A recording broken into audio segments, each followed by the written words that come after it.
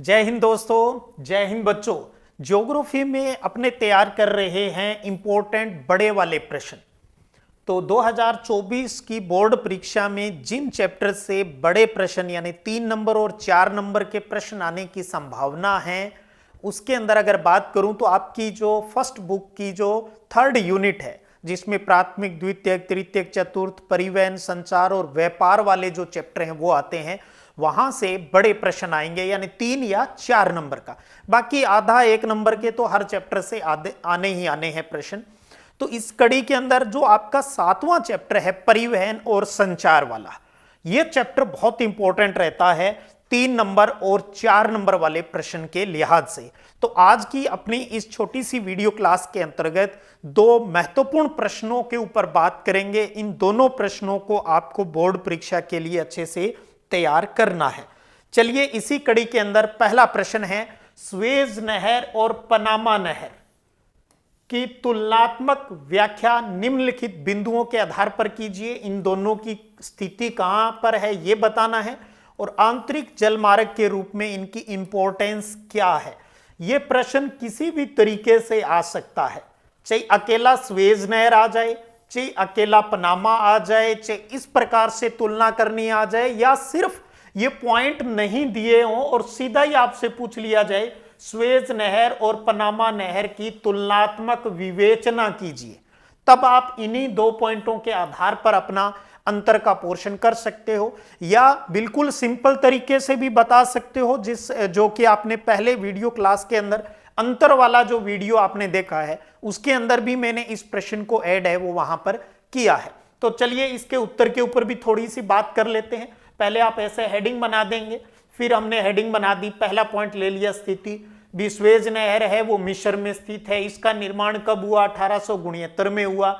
ये भूमध्य सागर और लाल सागर को आपस में जोड़ती है। तो पहले हमने स्वेज के बारे में लिख दिया। फिर हम पनामा नहर के बारे में भी, पनामा देश के अंदर स्थित है और इस पर जो संयुक्त राज्य अमेरिका यूएसए का इसके ऊपर अधिकार है और ये अटलांटिक महासागर को प्रशांत महासागर से जोड़ती है। तो लोकेशन से जुड़ी हुई चीजें ये हो गई। फिर हम इनके इंपॉर्टेंस को लेकर बात करें तो पहले हम स्वेज नहर से जुड़ी हुई बात एक साथ लिख देते हैं। स्वेज नहर है वो यूरोप को हिंद महासागर में एक नया रास्ता प्रदान करती है। लिवरपूल और कोलंबो के बीच प्रत्यक्ष समुद्री मार्ग की दूरी को उत्तमासा अंतरीप मार्ग की तुलना में ये घटाती है। ये लाइन याद नहीं रहे तो भी कोई दिक्कत नहीं है। ये जल बंधकों से रहित समुद्री सतह के बराबर नहर है।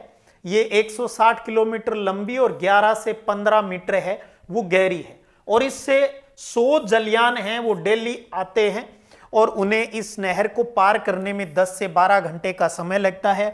और इस नहर पर अधिक यातायात भार है, बहुत ज्यादा ट्रैफिक रहता है जलयानों का इसके ऊपर। और इस नहर में एक तरफा यातायात होता है, यानी जब एक यान आ रहा होता है तब सामने से आने वाले यान को वेट करना पड़ता है। पहले वो निकलेगा, उसके बाद में ही दूसरा यान वहां से गुजर सकता है। तो ये स्वेज नहर से जुड़ी हुई बात होगी। अब बात करें पनामा के बारे में। पॉइंट बनाकर इस प्रकार से लिखते जा रहे हैं भी, ये लगभग 72 किलोमीटर लंबी और 12 किलोमीटर अत्यधिक गहरी कटान वाली नहर है। इसमें 6 जलबंधक तंत्र है, जबकि आपने देखा उसमें स्वेज में ऐसा नहीं है। और इन जलबंधकों को पार करके ही जलयान को आगे पहुंचाया जा सकता है। इस नहर के द्वारा समुद्री मार्ग से न्यूयॉर्क और सैन फ्रांसिस्को के मध्य लगभग 13,000 किलोमीटर की दूरी कम हो गई। यानी सबसे ज्यादा इससे फायदा कौन सा देश उठाता है? यूएसए है वो उठाता है। इसी प्रकार पश्चिमी यूरोप और संयुक्त राज्य अमेरिका, पूर्वी और दक्षिणी पूर्वी एशिया के मध्य की दूरी भी इससे कम हो गई है। और इस नहर मार्ग पर यातायात भार कम है, जबकि उसमें आपने देखा स्वेज में ज्यादा है। और इस नहर में दोनों तरफ यातायात होता है, जबकि स्वेज में एक तरफा है वो होता है। तो इस प्रकार से स्वेज और पनामा नहर को आप अच्छे से तैयार करेंगे और मानचित्र पर आपको भरना भी आना चाहिए भी ये कहां पर है। अगला प्रश्न, और थोड़ा सा लास्ट में एक चीज और है, यदि पनामा नहर का आर्थिक महत्व स्वेज नहर की तुलना में कम है, फिर भी दक्षिण अमेरिका की अर्थव्यवस्था में महत्वपूर्ण योगदान है। दूसरा, कम्युनिकेशन से जुड़ा हुआ प्रश्न है, साइबर स्पेस इंटरनेट से आप क्या समझते हैं, इसकी प्रगति और उपयोगिता को समझाइए। या सीधा ये से आ सकता है साइबर स्पेस इंटरनेट के का वर्णन कीजिए या इसकी विस्तृत विवेचना है वो कीजिए। तो ये भी काफी इंपॉर्टेंट प्रश्न रहता है। तो पहले आप क्या करेंगे, साइबर स्पेस इंटरनेट लगा लेंगे। यहां पर मैंने कोशिश की है बहुत ही इजी लैंग्वेज में उत्तर तैयार करने की भी। साइबर स्पेस एक काल्पनिक दुनिया है जिसमें हम किसी इलेक्ट्रॉनिक उपकरण से किसी दूर बैठे व्यक्ति को अपने पास होने का अनुभव कर सकते हैं। साइबर स्पेस इंटरनेट के माध्यम से जानकारी की एक दुनिया है। इंटरनेट से जुड़ी सभी उपकरण हैं वो साइबर स्पेस में ही आते हैं जो इंटरनेट से जुड़े हुए हैं। साइबर स्पेस विश्वव्यापी कंप्यूटर नेटवर्क है। जो इंटरनेट है वो कंप्यूटर के नेटवर्कों का एक जाल है जिससे सूचनाओं को भेजा और प्राप्त किया जा सकता है। जैसे अब इंटरनेट से ही आप जुड़े हुए हो, मैं यहां संगरिया में कंटेंट बना रहा हूं वो आप तक भी पहुंच रहा है। साइबर स्पेस 1990 के दशक में लोकप्रिय हुआ जब इंटरनेट तेजी से बढ़ रहा था, और अब आपको पता है अब तो लाइफ ही सब यहीं से जुड़ गई है। फिर है इसकी प्रोग्रेस के ऊपर बात करें भी, अब तक की प्रोग्रेस क्या है। अब एक चीज और मैं बार बार आपको कहता हूं, जरूरी नहीं जहां जितना ज्यादा बड़ा उत्तर मैंने लिखा आप उतना ही लिखें। कोशिश करें जितना ज्यादा आप याद मेमोराइज कर सकें। उनमें से कुछ चीजें आपसे भूल भी जाते हो तो कोई फर्क नहीं पड़ेगा, लाइनें कम ज्यादा होने से ज्योग्राफी में इफेक्ट नहीं पड़ता, उत्तर अच्छा होना चाहिए।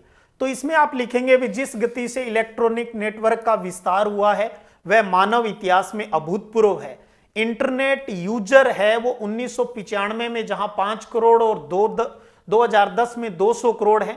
पिछले 5 वर्षों में वैश्विक यूजर इस्तेमाल करने वालों का अमेरिका से विकासशील देशों में स्थानांतरण हुआ है। पहले अमेरिका में ज्यादा यूज होते थे, अब तो हर जगह है। अपने देश में देखिए बहुत ज्यादा इसके यूजर हो चुके हैं। संयुक्त राज्य अमेरिका में यूजर का प्रतिशत अंश 1995 में जहां 66% रह गया, अब विश्व के अधिकांश यूजर संयुक्त राज्य अमेरिका, ब्रिटेन, जर्मनी, जापान, चीन और भारत के अंदर है।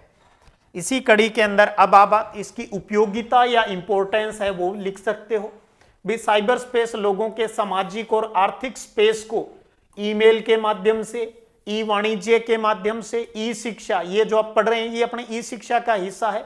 ई प्रशासन यानी इलेक्ट्रॉनिक माध्यम से जो काम किया जाता है से फैलता है। इंटरनेट से अधिक लोगों तक सूचनाएं पहुंच रही है। इससे वैश्विक गांव की संकल्पना साकार हो रही है। तो वैश्विक गांव की संकल्पना किसकी सहायता से साकार हो रही है? इंटरनेट से। साइबर स्पेस से सूचनाओं के आदान प्रदान में समय और धन की बचत होती है, काम जल्दी हो जाता है। कोई भी औद्योगिक कंपनी, संस्थान और सरकार अपनी संपूर्ण जानकारी उपलब्ध कराने के लिए वेबसाइट www यानी वर्ल्ड वाइड वेब बनाता है, जिसे इंटरनेट के माध्यम से अपने कंप्यूटर पर देखा जा सकता है। तो ये था आज के 2 महत्वपूर्ण प्रश्न, स्वेज और पनामा नहर का तुलनात्मक अध्ययन, और दूसरा साइबर स्पेस क्या है और उसकी इंपॉर्टेंस और प्रोग्रेस के ऊपर बात की है। दोनों प्रश्नों को अच्छे से तैयार कर लें। 3 या 4 नंबरों के लिए ये दोनों प्रश्न इस साल की बोर्ड परीक्षा के लिए सुपर इंपॉर्टेंट है। चलिएगा इसी प्रकार फिर आगे मिलेंगे अगले वीडियो में। तब तक जय हिंद, जय भारत।